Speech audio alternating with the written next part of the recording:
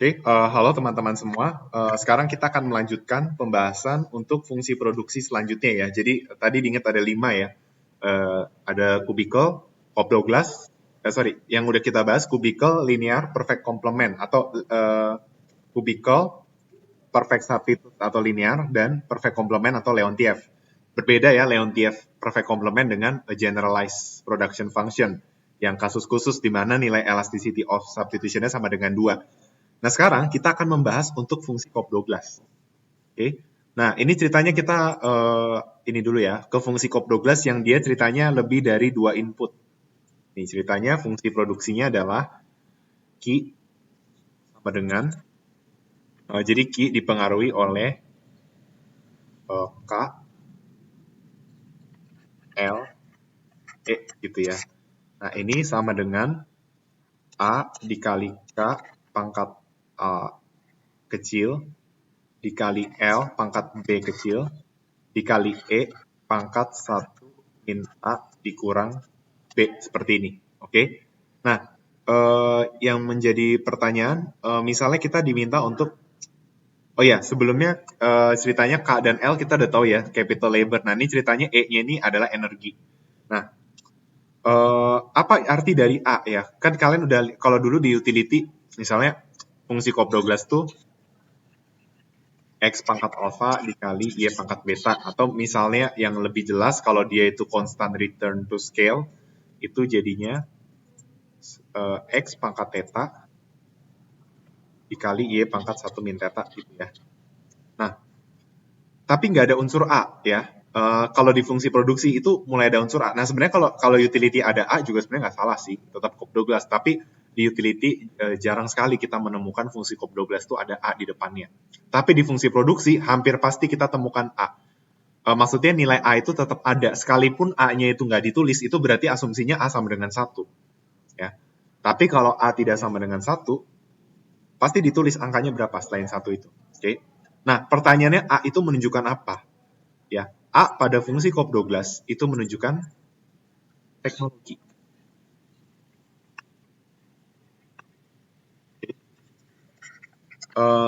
Simpelnya begini.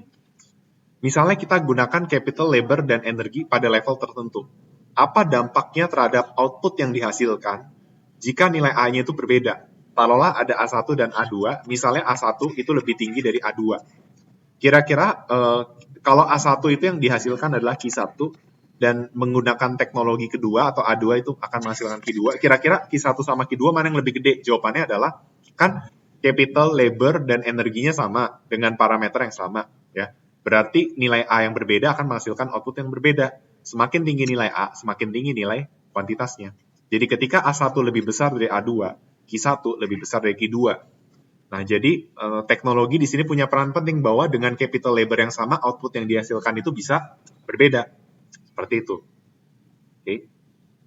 Dengan teknologi yang sama, dengan teknologi yang berbeda, capital labor energi yang inputnya itu sama, output yang dihasilkan berbeda. Jadi teknologi di sini berperan penting sebagai multiplier effect. Ya. Bisa aja capital labor-nya itu sama, tapi kalau teknologinya lebih canggih, produksinya itu produksinya lebih banyak. Kenapa? Karena dengan teknologi yang lebih canggih berarti dia teknik produksinya udah lebih tepat gitu ya, dan menghasilkan multiplier effect yang lebih tinggi seperti itu. Oke. Ya, jadi itu untuk unsur A. Oke. Dan sedangkan K capital, L itu labor, E itu adalah energi seperti itu. Oke. Misalnya ditanya turunkan marginal productivity dari capital, labor, dan energi. Nah, berarti kita diminta untuk mencari turunan parsial fungsi produksi ini terhadap K, terhadap L, dan terhadap E. Ya udah, berarti MPK itu dou Q dou K, MPL itu dou Q dou L, lalu marginal productivity of energy itu adalah dou Q dou E. Seperti itu. Oke. Nah, coba kalian perhatikan ini fungsinya seperti ini, ya kalian lakukan turunan parsial aja kayak biasa. Nanti kalian bakal dapat hasilnya itu menjadi seperti ini. Ya. Tolong kalau misalnya saya mengerjakan langsung ke jawabannya, mungkin nggak secara detail, teman-teman harus tetap nyobain sendiri ya, karena bisa aja saya salah mengerjakannya, atau supaya teman-teman juga ngerti asal-usulnya dari mana ya, jadi harus dicoba.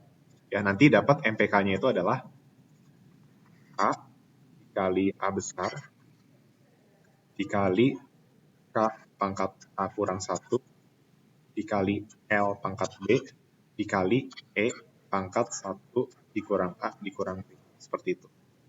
Nanti untuk MPL dapat B dikali A kali K pangkat A dikali L pangkat B kurang 1 dikali E pangkat 1 min A min B. Sedangkan untuk marginal productivity energy itu adalah 1 min A min B dikali A dikali K pangkat A dikali L pangkat B dikali E pangkat 1 A min B. Seperti itu. Oke. Jadi ini adalah MPK, MPL, dan MPE-nya. Seperti itu. Oke. Dan kita bisa melihat bahwa hubungannya capital, labor, dan energi dan teknologi itu positif terhadap MPK. Masuk akal ya, kalau input produksi lebih banyak, marginal productivity itu akan meningkat. Ya, begitu pula untuk teknologi. Ya, tapi nanti kalau diminishing, kalian silakan cek aja pakai turunan kedua. Nah, jika soal selanjutnya adalah kita diminta untuk menguji returns to scale, berarti gampang ya. Fungsi produksi ini kita tinggal ganti K jadi TK, L jadi TL, E jadi TE. Maka kita bikin nih. TK, TL, TE. Nanti jadi hasilnya itu adalah K-nya jadi TK pangkat A kecil, L besarnya jadi T, L besar pangkat B, E-nya jadi P kali E pangkat 1 min A min B, seperti ini ya. Nah, ini kalau disederhanakan jadi seperti ini. A dikali T pangkat A plus B plus 1 kurang A dikurang B dikali K pangkat A, L pangkat B dikali E pangkat 1 min A min B. Nah, berarti ini tuh jadi A plus B ditambah 1 dikurang A min B itu sama dengan 1 ya. Berarti nanti hasilnya adalah T pangkat 1 dikali A kali K pangkat A, L pangkat B, E 1 min A min B. Atau P pangkat 1 dikali I K L E.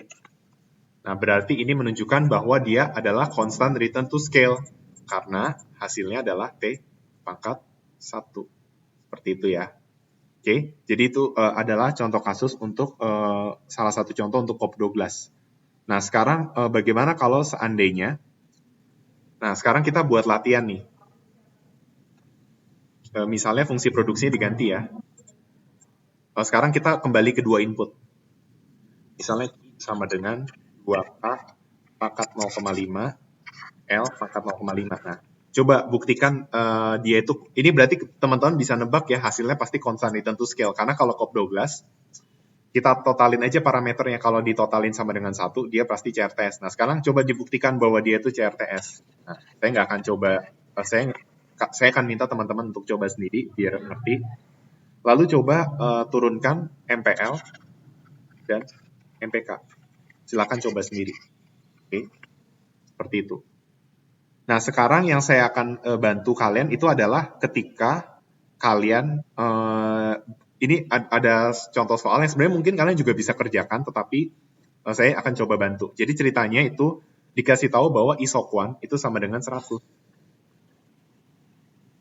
Oke, nah sedangkan capital itu fix di 50 dan 100.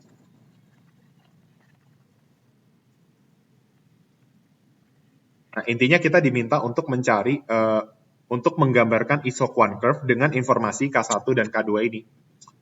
Nah, berarti pada dasarnya adalah kita diminta untuk mencari L1 dan L2. Jadi kurang lebih kayak gini. Jadi kita akan menggambar si isoquant curve dengan menggunakan informasi 2 titik saja.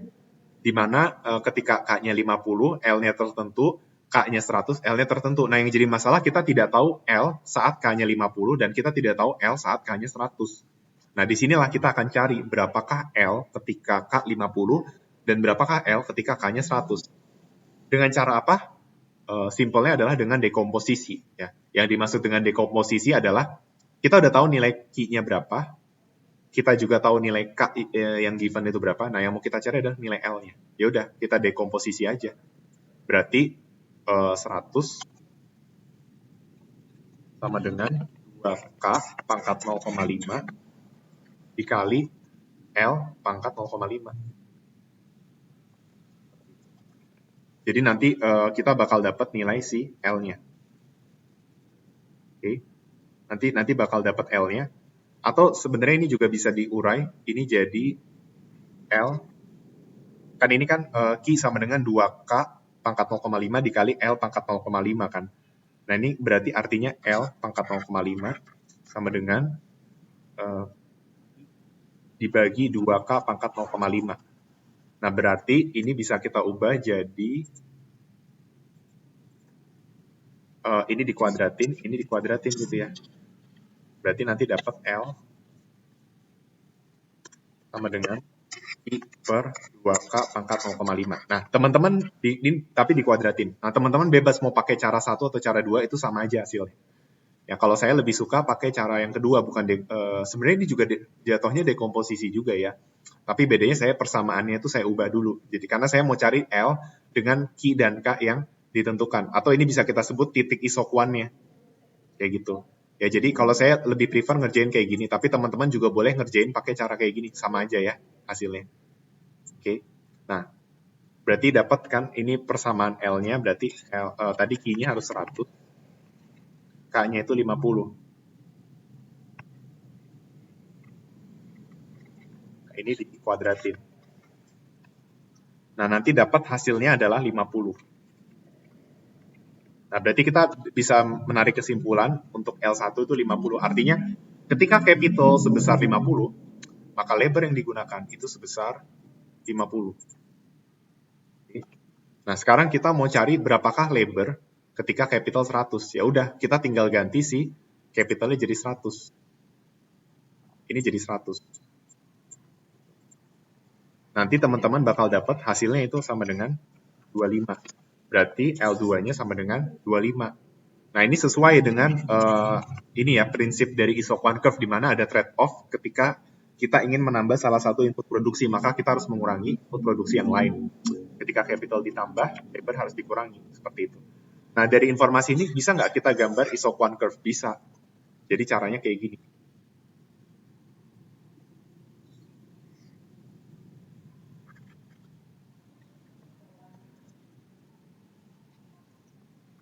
Ya, tadi kan kita dapat informasi kalau K-nya 50, L-nya 50.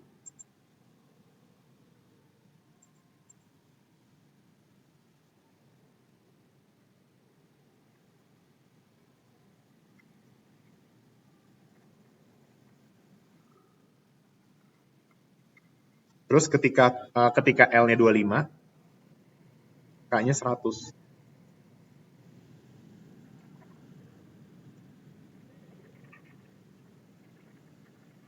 Oke. Terus ini adalah dari dua titik ini kita gabungkan. Nah, ini adalah isoquant untuk memproduksi 100 unit produksi. Kayak gitu. Ya, jadi gampang ya gambar isoquant curve itu sama sekali tidak susah. Apalagi sudah dibantu nih dikasih dua titik, K1-nya 50, K2 100, tinggal cari L1 sama L2 seperti itu. Oke. Nah, terus kalau misalnya sampai sini semoga masih cukup jelas. Nah, sekarang bagaimana kalau diminta fungsi Cobb-Douglas ini ditransformasi ke logaritma? Nah, saya yakin teman-teman masih ingat ya cara mentransformasi ke logaritma seperti apa. Ya, coba ditransformasi, berarti kan kalau transformasi logaritma mungkin saya review aja lah, kayaknya udah beberapa pada lupa. Karena ini transformasi logaritma ini penting. Sisi kiri di ln, sisi kanan di ln.